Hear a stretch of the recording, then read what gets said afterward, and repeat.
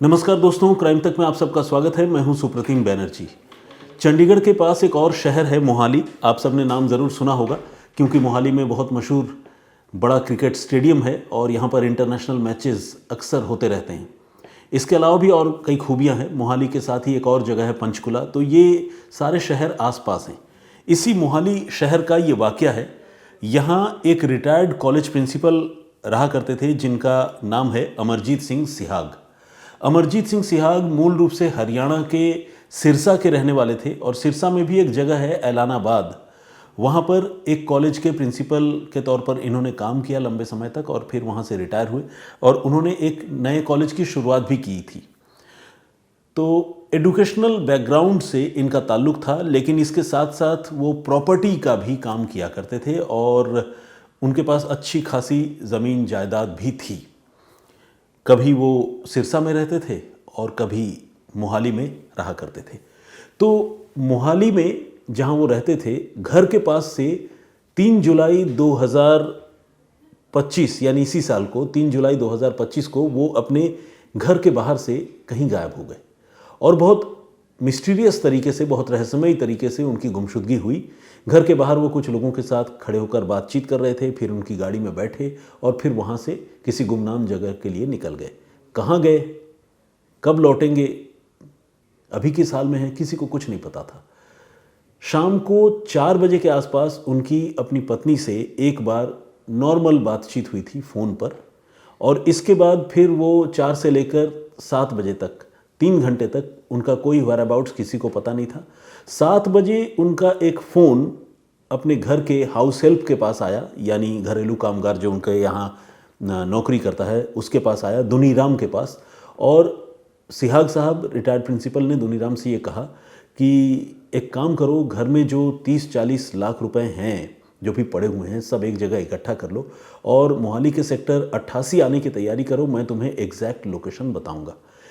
दुनीराम के लिए ये बहुत ही शॉकिंग और बहुत अजीब बात थी क्योंकि घर का मालिक 30-40 लाख रुपए जो भी घर में हैं वो इकट्ठा करके मुझे ये कह रहा है कि सेक्टर 88 आना है मोहाली में, तो ऐसा वो क्यों कह रहे हैं। उससे इस बात की बड़ी हैरानी थी कि ये बात तो उन्हें अपने बेटे से या अपनी पत्नी से करनी चाहिए, मेरे मोबाइल पर उन्होंने फ़ोन क्यों किया। तो ये बात दुनीराम को बहुत हैरान कर रही थी और दुनीराम ने फ़ौरन इसके बारे में मिस्टर सिहाग की पत्नी सविता को जानकारी दी। सविता फ़ोन लाइन पर आ गई, उन्होंने फ़ोन ले लिया दुनीराम का और मिस्टर सिहाग से बातचीत की। इस बार जब बातचीत हुई तो सिहाग साहब ने वही बात दोहराई और कहा कि देखो, इससे ज़्यादा मैं कुछ बता नहीं सकता, पैसों की तैयारी कर लो और जहाँ मैं बताऊँगा वहाँ तुमको आना है। सविता ने पूछा कि इतने पैसों का क्या करोगे और इस वक्त शाम रात के वक्त में कहाँ किसको देना है। लेकिन अमरजीत सिंह सिहाग ने यह कहा कि देखो, ये सवाल जवाब बताने की बात अभी नहीं है, किसी को देना है, तुम बस पैसों की तैयारी करके रखो, मैं तुम्हें बताऊंगा। ये जो है आखिरी बातचीत मिस्टर सिहाग की अपने घर वालों से, चाहे वो सर्वेंट हो उससे या फिर अपनी वाइफ है उनसे, हुई थी। इसके बाद कोई फर्दर कम्युनिकेशन इनका अपने घर परिवार से नहीं हो सका। लेकिन इसके बाद इनका मोबाइल फ़ोन स्विच ऑफ हो गया। अब मोबाइल फ़ोन स्विच ऑफ हो गया, घर वाले बहुत परेशान हुए। सारी रात 3 जुलाई से लेकर 4 जुलाई की जो दरमियानी रात है, सारी रात वो जगह जगह भटकते रहे, जो भी संभावित ठिकाने हैं वहाँ जाते रहे, दोस्तों के पास, जानकारों के पास, सिरसा भी फ़ोन कर लिया कि कहीं उधर तो नहीं चले गए। लेकिन लाख कोशिश करने के बावजूद इनके बारे में घर वालों को कोई जानकारी नहीं मिली और वो बहुत ट्रबल्ड, बहुत परेशान रहे।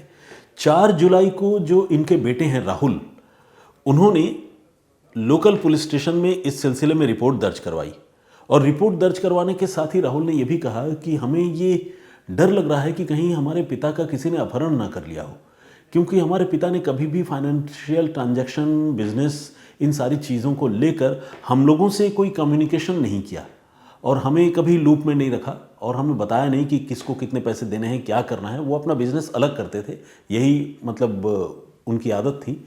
लेकिन ये बड़ी अजीब सी बात है कि उन्होंने कल यानी बीती रात को फ़ोन करके हमारे सर्वेंट से जो है 20-30 लाख रुपए जो भी घर में पड़े हुए हैं उसको इकट्ठा करने के लिए कहा और फिर मेरी माँ से बातचीत हुई, उस समय भी ये कहा कि रुपए इकट्ठा कर लो, मैं बताऊंगा वहाँ पर डिलीवर करना है, देना है। तो हमें ऐसा डर है, ऐसी आशंका है कि शायद हमारे पिता को किसी ने किडनैप कर लिया है और उनका मोबाइल फ़ोन भी जिस तरह से लगातार स्विच ऑफ आ रहा है, तो इस बात की संभावना या चिंता हम लोगों को बहुत ज़्यादा सता रही है। पुलिस को भी मामले की गंभीरता समझ में आई और पुलिस ने इस सिलसिले में एफआईआर दर्ज कर ली। एफआईआर दर्ज करके पुलिस इस मामले की जांच करती रही। सबसे पहले तो जो विक्टिम हैं अमरजीत सिंह सिहाग, उनके मोबाइल फ़ोन को ही पुलिस ने सर्विलांस पर लगाया ताकि ये पता चल सके कि वो फ़ोन लास्ट टाइम कहाँ पर एक्टिव था, कहाँ पर उसकी लोकेशन थी, और अगर फर्दर वो फ़ोन कभी स्विच ऑन होता है तो फिर वो कहाँ होता है। जहाँ होगा वहाँ पर पुलिस उसको ट्रेस करने और दबिश डाल के उनको रिकवर करने की कोशिश करेगी। कुछ इस तरह की प्लानिंग थी।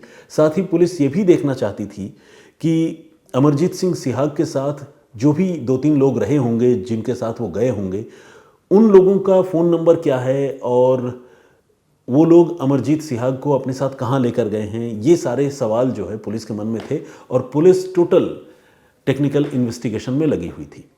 लेकिन पुलिस को इस टेक्निकल इन्वेस्टिगेशन में बहुत ज़्यादा मदद या फ़ायदा नहीं मिल पा रहा था।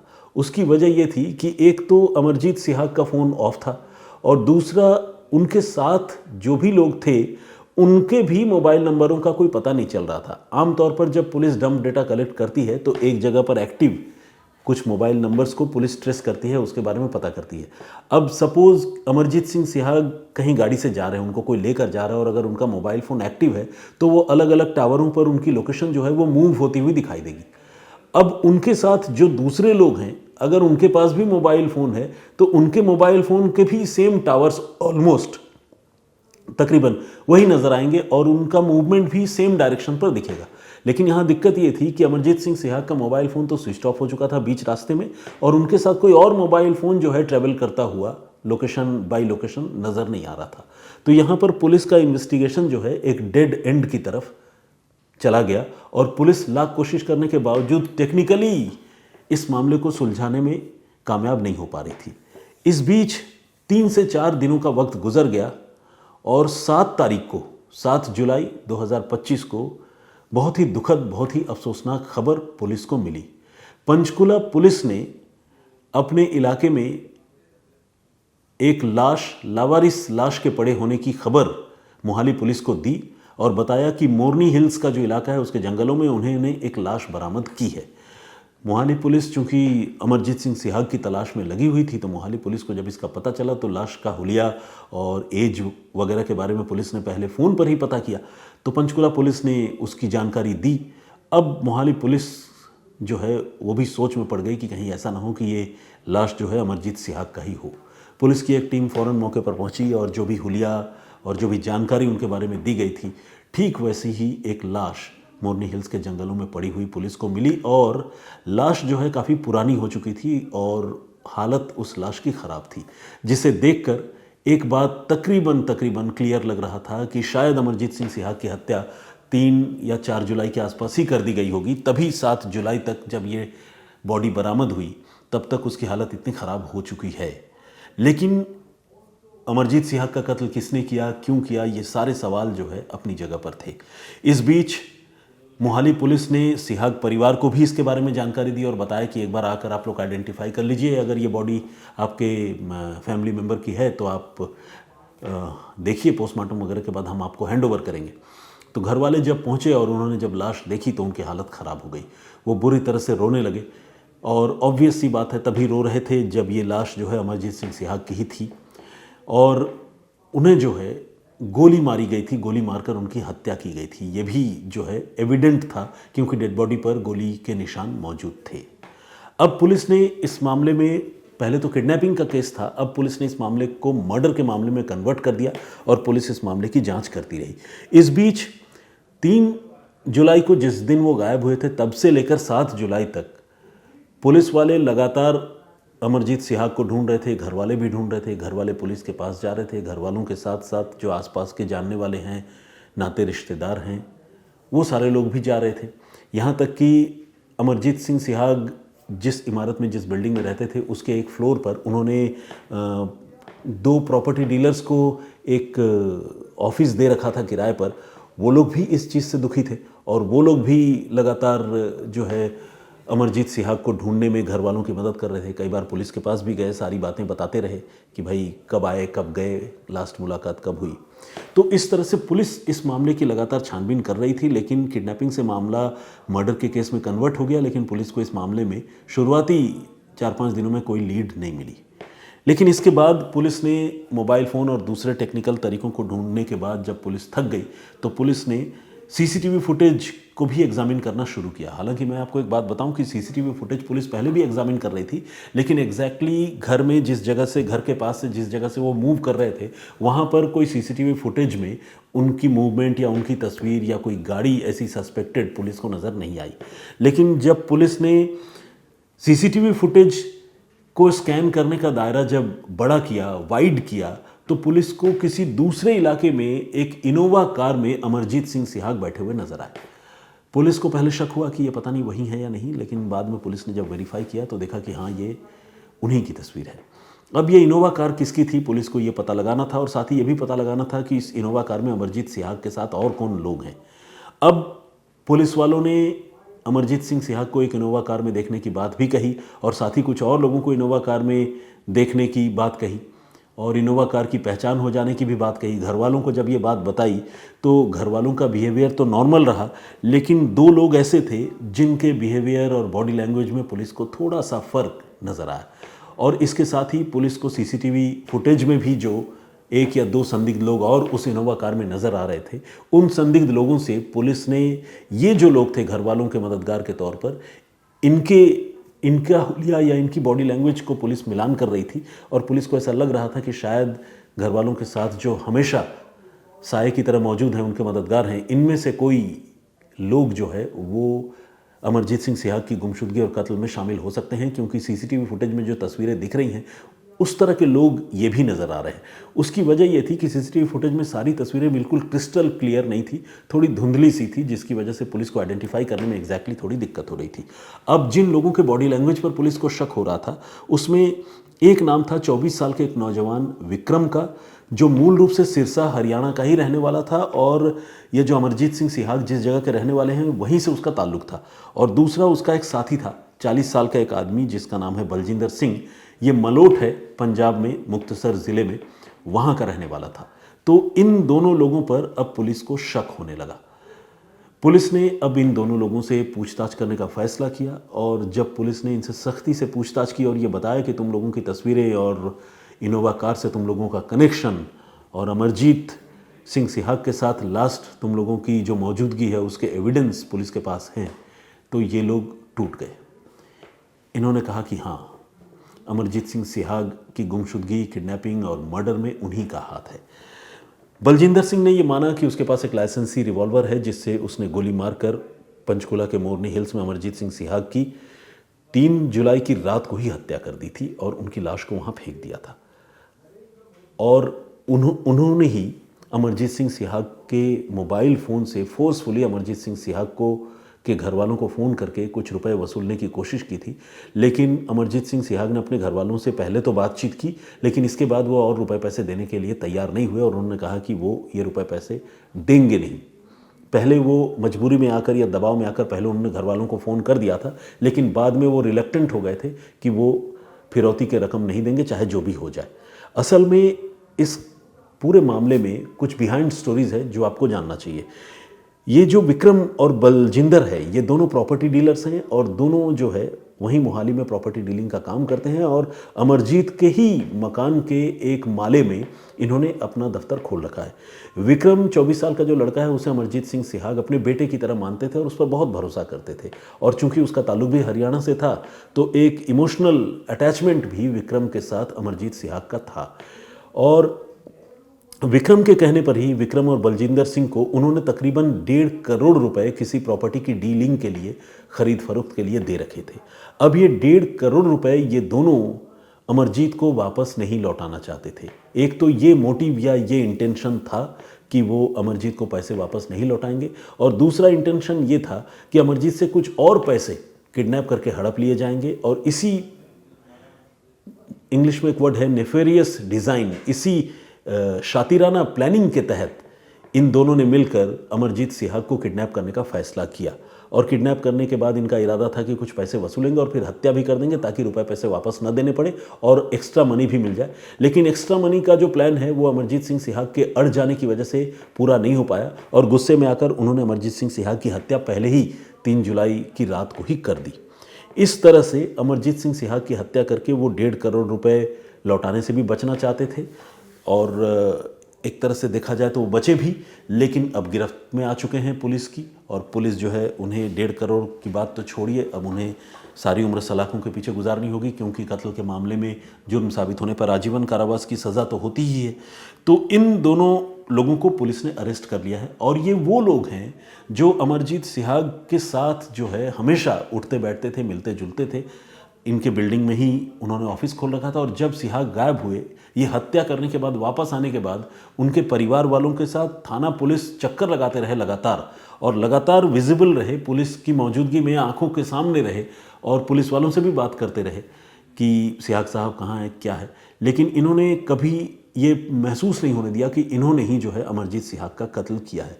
वो तो सीसीटीवी फुटेज में एक इनोवा में सिहाग बैठे हुए नजर आए और उस इनोवा का कनेक्शन इन दोनों से निकला। इन्होंने अपना मोबाइल फ़ोन भी जो है, ध्यान देने वाली बात यह है कि अपना मोबाइल फ़ोन भी किडनैपिंग के समय जो है इन्होंने अपने साथ कैरी नहीं किया था और ये इस बात का सबूत है कि इन्होंने कितनी गहरी प्लानिंग की थी और इसी वजह से पुलिस को इस केस को क्रैक करने में थोड़ा वक्त भी लगा। अगर मोबाइल फ़ोन इनके पास होता तो शायद पुलिस और आसानी से इन तक पहुंचती। लेकिन यहाँ एक ध्यान देने वाली बात यह भी है, यहाँ ये मैसेज छिपा हुआ नहीं है। जो भी क्राइम करने की सोचते हैं उनके लिए मैं ये बताना चाहता हूँ, यहाँ ये मैसेज छिपा हुआ नहीं है कि आप मोबाइल फ़ोन कैरी नहीं कर रहे हैं।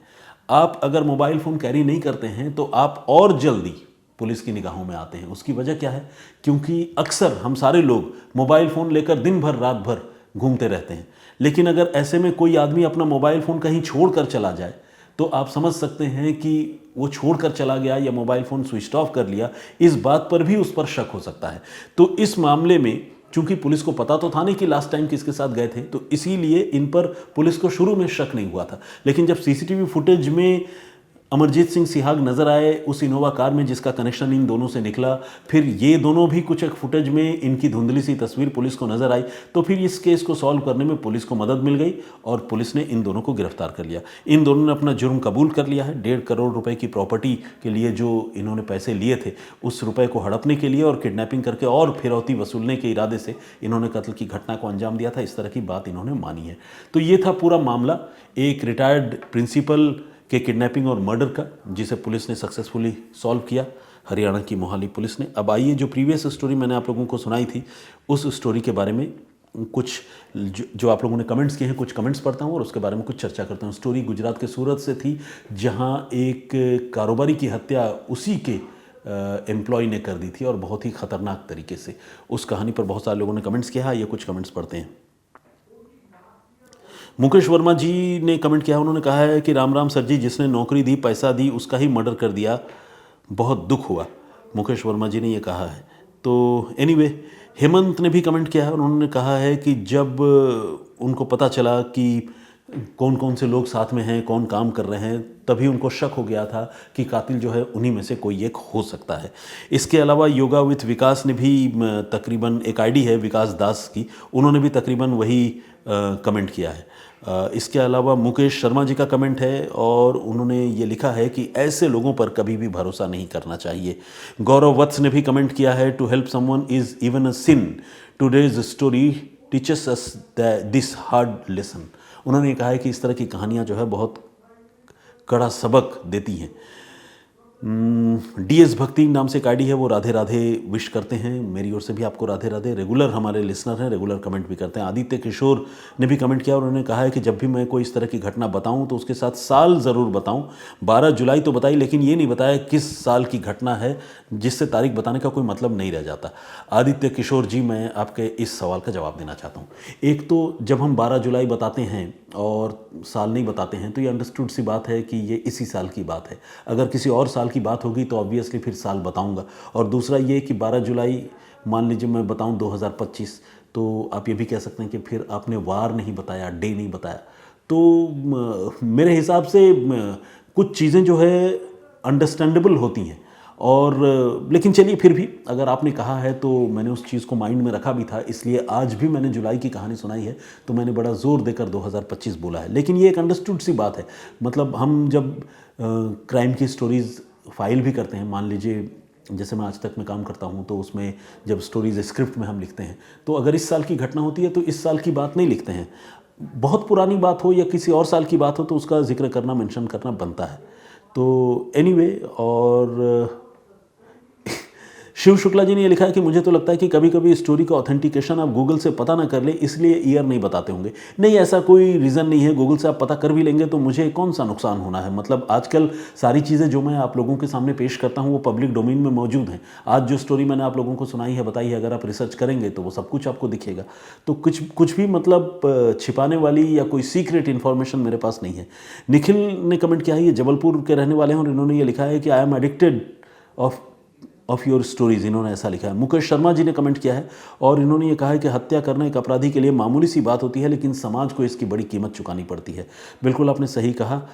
शिव सैनिक के नाम से एक आईडी है, इन्होंने ये लिखा है दुबे जी का दिमाग कहाँ गया था, और भी उन्होंने कुछ कमेंट्स किया है लेकिन मुझे लगता है कि वो कमेंट यहाँ पढ़ना ठीक नहीं है। पीके चंद्रा साहब ने अपनी बात कही, उन्होंने कहा कि अनजान जगह पर ले जा रहा था ऑटो वाला, फिर भी वो चले गए, उन्हें उसके साथ नहीं जाना था। नहीं चंद्रा साहब, यहाँ पर मैं एक बात बताना चाहता हूँ। ऑटो वाले ने कोई स्टोरी सुनाई होगी, हो सकता है ये कहा हो कि साहब मेरे घर चलिए एक बार, मैंने एक नया कमरा किराए पर लिया है, बैठेंगे, मैं आपको चाय पिलाना चाहता हूँ, या सर प्लीज़ चलिए। तो कई बार जो एम्प्लॉयर होता है या सीनियर होता है वो अपने जूनियर के कहने पर या एम्प्लॉय के कहने पर उसकी बात रखने के लिए कहीं चला भी जाता है। तो और कोई अनजान आदमी नहीं था ना, जो आदमी लेकर गया वो बहुत क्लोज आइड था, 24 घंटे, तकरीबन 24 घंटे तो मैं नहीं कहूँगा लेकिन दिन भर वर्किंग आवर में साथ रहने वाला आदमी था, उसी के ऑटो रिक्शा पर घुमा करते थे। तो इसलिए अविश्वास करने जैसी भी कोई बात नहीं थी। प्रदीप भाम्बू जी ने भी कमेंट किया, बहुत स्वागत आपका। सुहेल ने कमेंट किया है और BVM के नाम से एक आईडी है और उन्होंने भी कमेंट किया है और कुछ धार्मिक लाइन पर उन्होंने बातें लिखी हैं। विद्या पाटिल ने भी कमेंट किया है और उनकी लाइन भी वही है। रवि रंजन का कमेंट है और इन्होंने कहा कि सर आपने एक बार बोला था कि आपकी शादी साउथ में हुई है, आप झारखंड से हैं, आपकी शादी साउथ में कैसे हुई और आपको अपनी फैमिली की तरह मानते हैं इसलिए पूछ लिया, लव मैरिज है क्या, अगर आप चाहे तो बता सकते हैं। कोई बात नहीं, big fan sir Ravi Ranjan ji. देखिए मतलब बताने में ऐसी कोई दिक्कत नहीं है लेकिन मुझे लगता है कि ये फोरम जो है सही नहीं है कि मैं अपने पर्सनल और प्राइवेट लाइफ के बारे में यहाँ पर बहुत ज़्यादा चर्चा करूँ। कभी अगर मान लीजिए क्राइम स्टोरीज़ के अलावा अगर कोई और गुफ्तगू होगी, बातचीत होगी आप लोगों से, तो फिर मैं सब कुछ बता सकता हूँ। मेरा जीवन खुली किताब है, इसमें छिपाने और मतलब कुछ न बताने जैसा कुछ भी नहीं है। लेकिन ये मौका या ये जो स्टोरी मैं पेश करता हूँ इस समय उस बात को करने का मेरे हिसाब से कोई तुक या लॉजिक नहीं बनता। इसके अलावा SS वॉरियर नाम के भी एक आईडी ने कमेंट किया है और उन्होंने कॉम्प्लीमेंट किया, हालांकि उन्होंने शम सर से तुलना भी की है मेरी, लेकिन एनीवे चलिए ये आपका नज़रिया है। थैंक यू वेरी मच, बहुत धन्यवाद आपका सारे कॉम्प्लीमेंट्स और सारे हौसला अफजाई के लिए। आज के लिए इतना ही, मैं फिर हाजिर हूँगा किसी और कहानी, किसी और वाक़े के साथ। तब तक अपना बहुत ख्याल रखिए, सुरक्षित रहिए।